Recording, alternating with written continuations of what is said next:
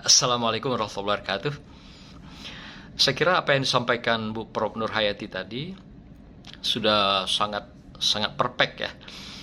Samping lagi ditambah oleh Kiai Amsori dan juga Pak Kiai Fahmi menyampaikan tentang beberapa pemikiran banding atau juga pengayaan dari materi yang sudah disampaikan. Yang pertama, saya sepakat dengan pernyataan Ibu tadi, bahwasanya pernyataan seperti di balik atau di belakang laki-laki yang hebat atau besar, di belakang ya, ada perempuan yang hebat. Ya, sebenarnya pernyataan itu pernyataan yang diungkap dalam bentuk jok-jok yang lahir dari konsep-konsep barat, ya, sebenarnya begitu. Dari sebuah pledoi, sebuah pembelaan bahwa wanita ingin menunjukkan mereka itu hebat. Tapi itu kacamata barat ya. Kalau Islam sebenarnya tidak mengenal istilah di belakang itu. Atau juga istilahnya bayangan gitu ya. Seperti fata morgana. Jadi nggak muncul, nggak wujud. Nggak, ternyata dalam Islam itu dalam surah Al-Baqarah misalnya. Kita menemukan dalam surah Al-Baqarah ini ayat 167. Coba nanti dibuka. Di sana ada kata-kata kunci. Saya lihat keyword. Huna libasul lakum. Jadi wanita-wanita kamu itu adalah pakaian bagi kamu. Dan pria itu juga adalah libasul lakum bagi mereka. Pria juga pakaian bagi wanita. Jadi artinya kalau demikian begitu sempurnanya Islam itu menempatkan kedudukan seorang wanita. Bukan hanya di belakang, tidak saja di samping, tapi pakaian. Artinya dia berapa? Terintegrasi di dalam satu tubuh gitu. Jadi ketika seorang sudah mengikat ijab kabul, ikatan suci, maka dia sudah menjadi satu kesatuan sebenarnya dalam diri pria ataupun pria dalam diri wanita. Karena dia menjadi pakaian masing-masing. Di sana dia akan saling mendukung, melengkapi kekurangan, memperkuat kelemahan, memperindah hal-hal yang tidak mengandung estetika atau keindahan kebaikan. Di sini Allah mendudukkan ikatan suami istri itu menjadi suatu ikatan yang luar biasa dan mulia. Sehingga dengan kemuliaan itulah Rasulullah mengatakan orang yang menikah itu ibadahnya sampai 80 derajat. Apalagi kalau dia menjadi seorang imam. Makmumnya anak dan istrinya gitu. Naik. Ketika seorang jomblo, ketika dia beribadah hanya satu diberikan Allah. Sebagai sebuah reward, penghargaan pada mereka. Tapi ketika mereka menikah, dinaikkan menjadi 80 derajat. Belum lagi ditambah dengan sholatnya yang berjamaah 27 derajat. Belum lagi dihargai kalau mereka dilakukan itu di masjid, ditambah lagi 50 derajat. Nah, bayangkan 80 tambah 27 tambah 50.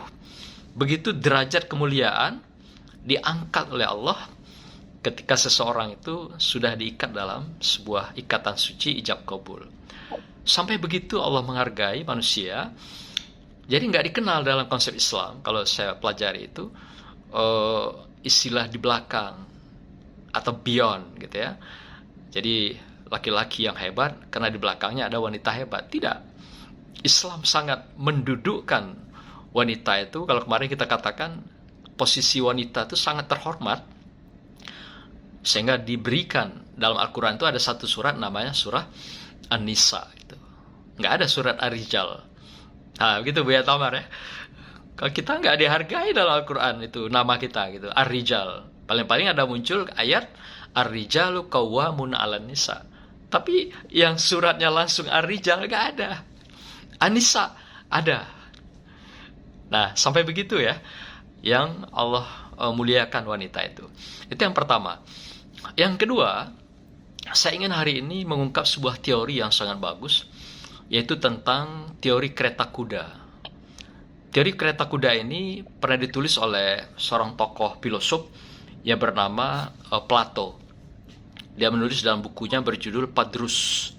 Padrus itu bermakna adalah filosofi ide dan jiwa. Itu ditulis oleh Plato. Demikian juga ditulis lagi, dikembangkan oleh muridnya yang bernama Aristoteles dalam bukunya yang terkenal itu De Animo atau De Anima. Ya, artinya itu adalah jiwa raga, filsafat filosofi jiwa raga. Apa yang dikatakan oleh Plato dalam teori ini gitu ya, teori kuda ini gitu ya. Dia melihat kereta kuda. Kereta kuda itu ada dua kuda yang menarik, sebuah kereta yang begitu indah, begitu baik. Ternyata Bapak tahu nggak, dua kuda itu ternyata kuda betina dan kuda jantan. Bukan hanya betina, bukan hanya jantan. Mengapa perlu penarik kuda itu ada betina dan jantan? Karena dalam teori ini juga mengatakan, dalam diri kita itu ada desire atau desire. Desire itu adalah pendorong yang membuat seseorang itu terpacu untuk bisa melangkah lebih cepat, kemudian lebih bergairah, punya libido yang tinggi, sehingga lahirlah nanti ada istilahnya itu ketahanan, kekuatan, keperkasaan gitu. Dengan dorongan-dorongan desire atau istilah libido itu. Nah, ketika kuda ini berjalan melangkah, siapa yang mendorong kereta kuda itu sehingga kereta itu bisa berpacu cepat, bisa tahan lama, bisa panjang, dan bisa perkasa perjalanan kuda itu? Ternyata adalah kuda betina. Jadi ketika kuda betina itu mendorong, ya, menarik, dalam pandangan ini juga Plato mengatakan ada teori fisika di sana, daya dorong, daya tarik. Siapa yang memberikan daya dorong, daya tarik itu? Ternyata adalah kuda betina gitu. Jadi ketika kuda betina yang menunjukkan desire-nya, dorongan dia, sehingga kuda laki-laki ini, kuda jantan ini malu dia kalau tidak bergerak. Jadi ketika muncul desire, dorongan kuda betina, kuda jantannya terpicu, memacu dirinya dengan kecepatan tinggi, dengan kekuatan, dengan keperkasaan. Malu dia nanti kuda betina berlari kencang, sementara dia letoy gitu. Nah, dia tidak mau menunjukkan keletoyan itu di hadapan depan betina ini gitu, kuda betina. Nah, luar biasa ya. Sehingga dengan desire ini, dorongan-dorongan ini, kata Plato, itu melahirkan metafora-metafora dalam kehidupan seseorang. Metafora-metafora itu adalah kecenderungan-kecenderungan, kekuatan, potensi yang menjadikan seseorang itu bisa tampil prima dan juga luar biasa gitu. Nah, maka itu dikatakan dalam teori ini, seorang pria itu bisa akan tampil prestasi puncaknya, peak achievement-nya itu, kalau dia memang ada yang memang mendorong dia, menarik dia. Di dalam konteks ini, siapa itu? Adalah perempuan hebat. Jadi kalau tanpa perempuan hebat, bisakah seorang pria berprestasi? Bisakah seorang pria perkasa? Bisakah seorang pria punya ketahanan? Ternyata tidak. Maka itu kalau seorang pria ditinggal oleh istrinya, itu paling lama 1-2 tahun, dia sudah letoy itu. Bahkan tidak sedikit yang meninggal dunia. Letoy ya? Tidak sedikit meninggal dunia itu. Itu Pak Fahmi. Hati-hati itu. Maka itu jaga ibu itu. Maka itu banyak berdoa.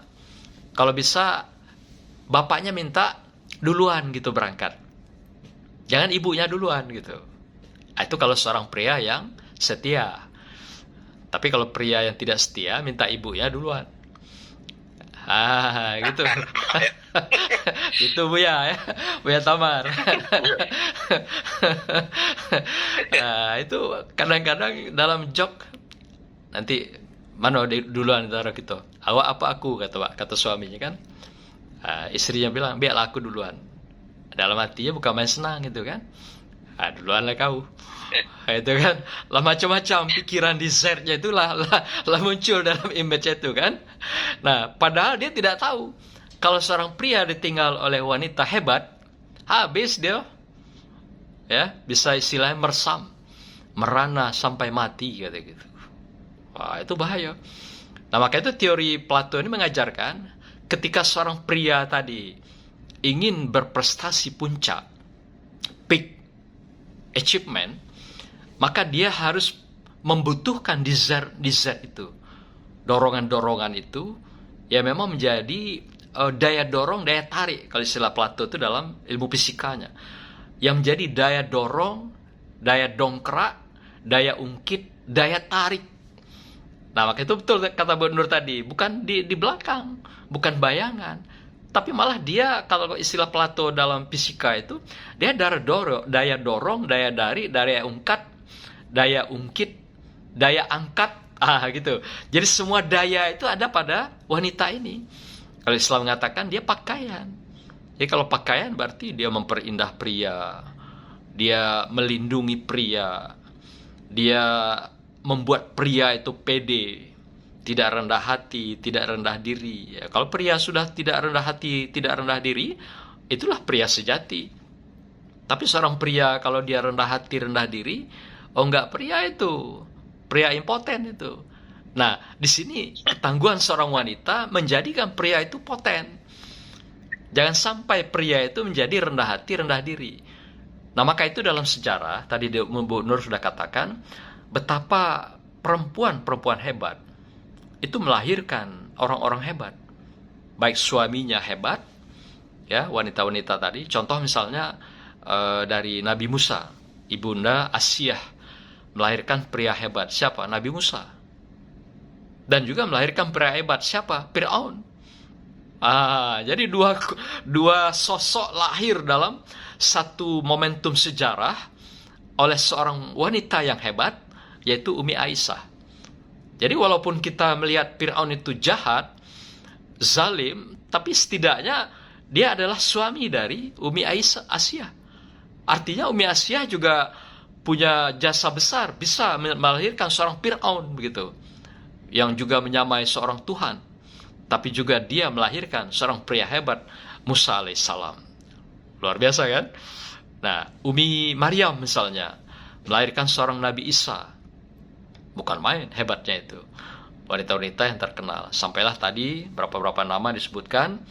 Ada juga Umi Hajar misalnya, melahirkan seorang Ismail. Umi Sarah melahirkan seorang Ishak. Sampailah Hadijah dan juga Umi Aisyah. Umi Hadijah dan Umi Aisyah melahirkan seorang pria hebat, yaitu Muhammad Rasulullah Shallallahu Alaihi Wasallam. Nah, ini kan wanita-wanita hebat yang sudah terbukti. Belum lagi dalam peperangan, tadi dikatakan ada Umi Amarah, yang nama aslinya itu adalah Nusaibah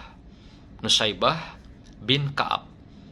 Ini wanita yang melindungi Rasulullah di dalam perang Uhud.